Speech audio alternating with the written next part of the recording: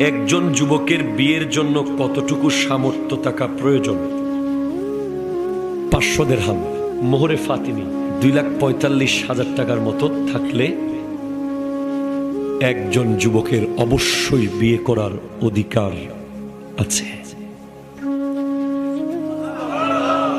আপনারা বলতে সুবহানাল্লাহ বলতে পারবেন না, কেন পারবেন না জানেন? আপনারা বিয়েকে চিংড়ি মাছের জন্য ভেঙে দিই আমরা বিয়ে, এই জন্য আমরা সুবহানাল্লাহ আমাদের মুখ দিয়ে আসবে না।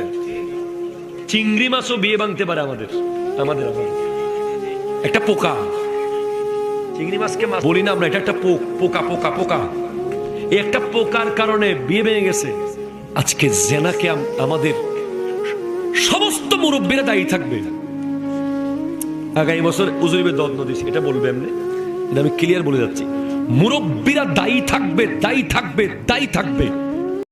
Likey